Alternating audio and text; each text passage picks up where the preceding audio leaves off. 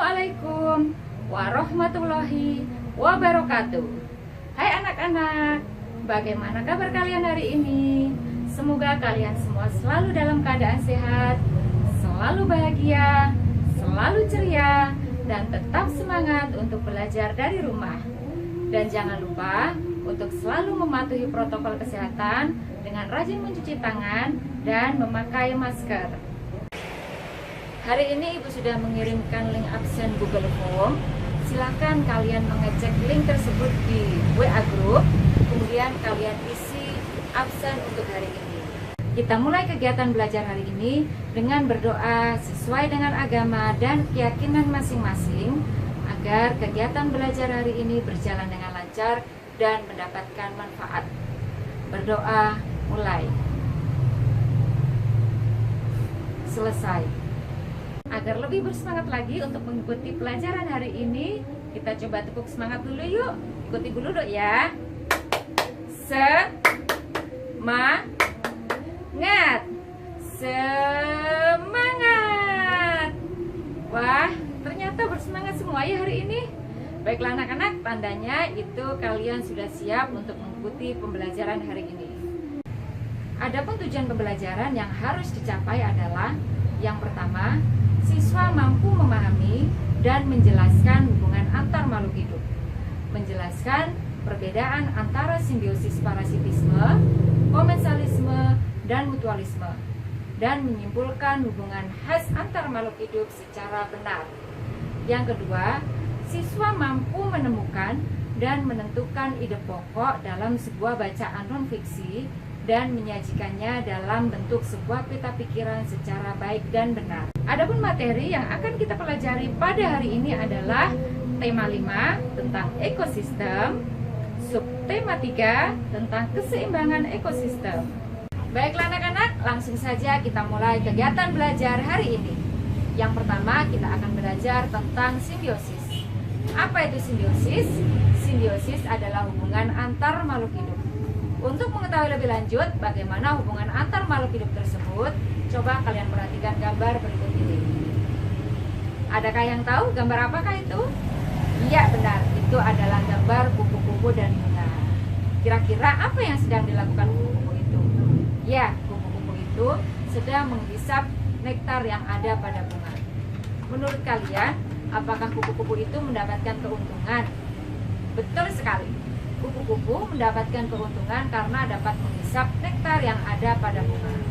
Lalu bagaimana dengan bunga? Apakah bunga juga mendapatkan keuntungan?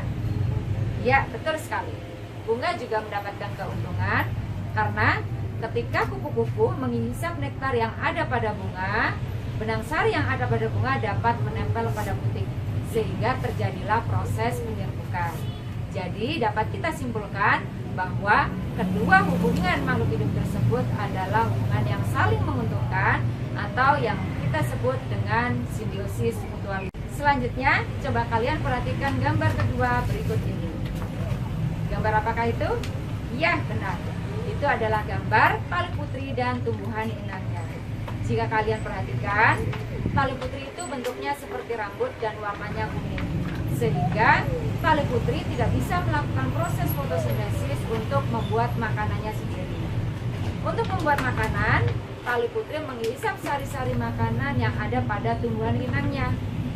Apabila kejadian ini berlangsung secara terus-menerus, maka tumbuhan inang lama-kelamaan akan layu, kering, dan mati. Sehingga dapat kita simpulkan bahwa kedua hubungan makhluk hidup tersebut adalah hubungan yang satu diuntungkan karena tali putri mendapatkan sari-sari makanan yang ada pada tumbuhan inangnya, dan yang satu dirugikan karena sari-sari makanannya dihisap oleh tali putri sehingga mengakibatkan tumbuhan tersebut mati. Hubungan seperti ini dinamakan dengan simbiosis parasitisme. Berikutnya, coba kalian lihat gambar yang ketiga. Jika kalian perhatikan pada gambar tersebut, ikan remora selalu berenang beriringan dengan ikan hiu dengan tujuan untuk mendapatkan sisa-sisa makanan yang diperoleh ikan hiu. Selain itu, ikan remora mendapatkan perlindungan dari serangan predator. Jadi, dapat kita simpulkan bahwa kedua hubungan makhluk hidup tersebut adalah hubungan yang satu diuntungkan dan yang satu lagi tidak diuntungkan maupun tidak dirugikan. Hubungan tersebut dinamakan dengan hubungan simbiosis komensal. Jadi dapat disimpulkan bahwa hubungan antar makhluk hidup atau yang kita kenal dengan simbiosis dibagi menjadi 3.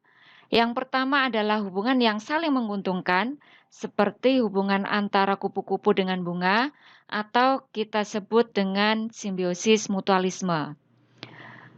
Hubungan yang kedua adalah hubungan yang satu diuntungkan dan yang satu dirugikan, seperti hubungan antara tali putri dengan tumbuhan inangnya. Hubungan ini disebut dengan simbiosis parasitisme. Dan yang terakhir adalah hubungan yang satu diuntungkan dan yang satu tidak diuntungkan maupun tidak dirugikan, seperti hubungan antara ikan hiu dan ikan remora. Hubungan seperti ini dinamakan hubungan simbiosis komensalisme. Baiklah anak-anak, setelah kalian memahami ketiga gambar tersebut, bagaimana penjelasanmu mengenai hubungan simbiosis antara dua jenis makhluk hidup tersebut?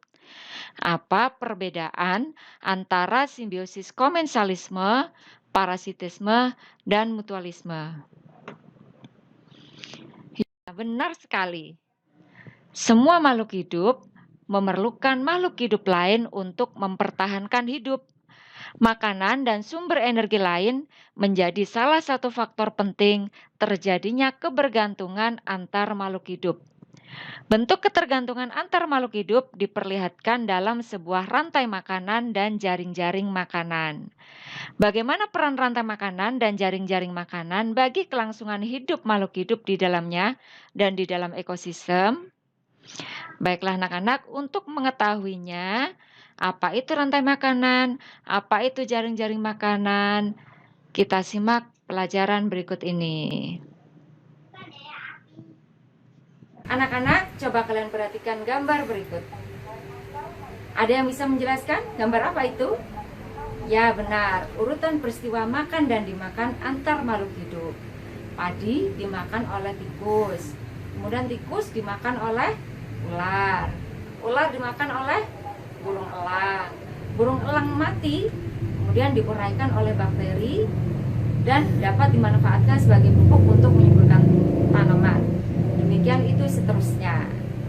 Jadi anak-anak, pada peristiwa tersebut, tumbuhan berperan sebagai produsen karena dapat membuat makanan sendiri. Setelah itu dimakan oleh tikus. Tikus berperan sebagai konsumen tingkat 1. Setelah itu, tikus dimakan oleh ular. Ular berperan sebagai konsumen tingkat kedua. Setelah itu, ular dimakan oleh burung elang. Burung elang berperan sebagai konsumen tingkat ketiga. Setelah burung elang mati, kemudian diuraikan oleh pengurai, yaitu bakteri. Demikian seterusnya. Jadi anak-anak, peristiwa ini dinamakan dengan rantai makanan. Rantai makanan adalah peristiwa atau urutan makan dan dimakan antar makhluk hidup. Pada peristiwa tersebut terjadi perpindahan energi dari produsen kepada konsumen, kemudian konsumen kepada pengurai, demikian seterusnya. Jadi, dapat disimpulkan bahwa energi mengalir dari satu makhluk hidup ke makhluk hidup lain di dalam rantai makanan. Rantai makanan adalah hubungan yang khas antara sekelompok produsen dan konsumen. Konsumen memakan produsen. Produsen melepas energi kepada konsumen. Konsumen itu lalu menjadi mangsa konsumen lain. Mangsa adalah semua hewan yang diburu untuk dimakan oleh hewan lain. Dengan demikian, mangsa akan melepas energinya kepada pemangsa. Pemangsa atau predator adalah konsumen yang berburu makanan. Jadi, energi dialirkan dari produsen kepada konsumen di dalam rantai makanan. Selanjutnya, silakan kalian amati gambar berikut. Pada gambar tersebut, terdapat hubungan antara beberapa rantai makanan. Satu jenis hewan dapat terlibat dalam beberapa rantai makanan. Sebagai contoh, ulat yang memakan dedaunan pohon dan juga memakan dedaunan padi.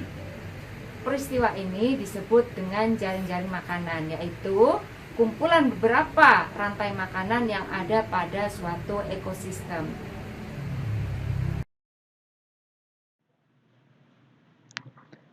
Dari gambar tersebut, kita dapat menyimpulkan bahwa di dalam sebuah ekosistem terdapat hubungan antara beberapa rantai makanan yang terjadi.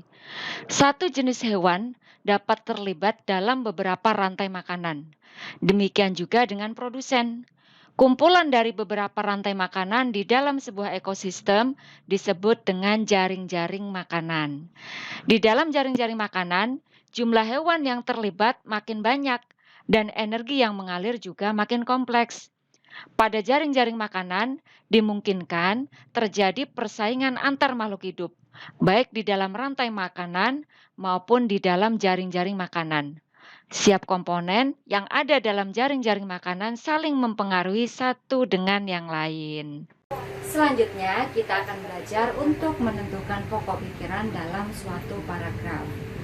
Setiap paragraf itu terdapat pokok pikiran atau kalimat utama atau ide pokok dan juga terdapat kalimat pengembang. Kalimat utama adalah kalimat atau gagasan yang dijadikan sebagai dasar untuk mengembangkan suatu paragraf. Sedangkan kalimat pengembang adalah kalimat penjelas dari kalimat utama.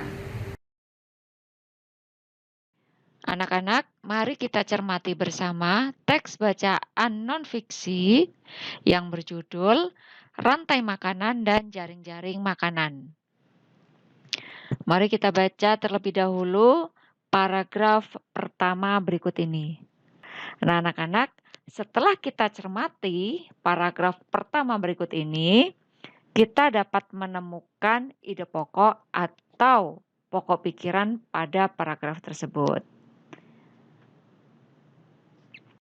Ya, betul sekali. Pokok pikiran pada paragraf pertama adalah kebergantungan antar makhluk hidup dan lingkungannya menjadi bagian dari kehidupan di dalam sebuah ekosistem. Kemudian, kita juga dapat menemukan informasi penting pada paragraf pertama tersebut. Apa informasi penting dalam paragraf tersebut? Makhluk hidup yang dapat membuat makanan sendiri disebut produsen.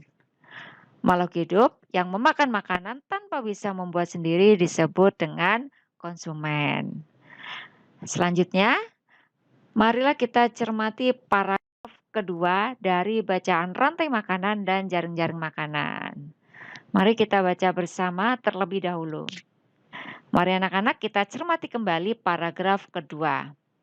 Pada paragraf kedua tersebut, kita dapat menemukan ide pokok atau pokok pikiran, yaitu energi mengalir dari satu makhluk hidup ke makhluk hidup lain di dalam rantai makanan. Kemudian apa informasi penting yang ada pada paragraf tersebut?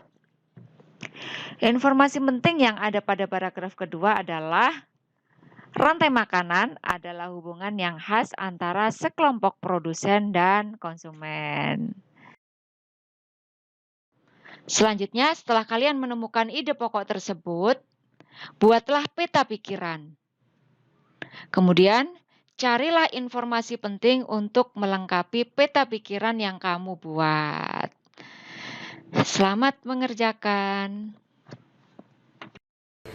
Baiklah anak-anak, setelah kalian mengikuti kegiatan pembelajaran hari ini, untuk menguji pemahaman kalian terhadap materi yang sudah dipelajari, coba kalian kerjakan soal evaluasi melalui link yang sudah Ibu bagikan melalui WA. Sebelum kita tutup kegiatan pembelajaran hari ini, ada yang bisa menyimpulkan kita sudah belajar apa saja sih hari ini? Iya benar, hari ini kita sudah belajar tentang hubungan antar makhluk hidup, bahwa semua makhluk hidup membutuhkan makhluk hidup lain untuk bertahan hidup. Ketergantungan tersebut terlihat dalam sebuah rantai makanan dan jaring-jaring makanan. Kemudian kita tadi juga sudah belajar untuk menentukan ide pokok dalam suatu paragraf. Ide pokok atau sering kita sebut dengan kalimat utama, yaitu kalimat atau gagasan yang dijadikan sebagai dasar untuk mengembangkan kalimat menjadi sebuah paragraf. Mari kita tutup kegiatan pembelajaran hari ini dengan berdoa bersama. Berdoa dimulai.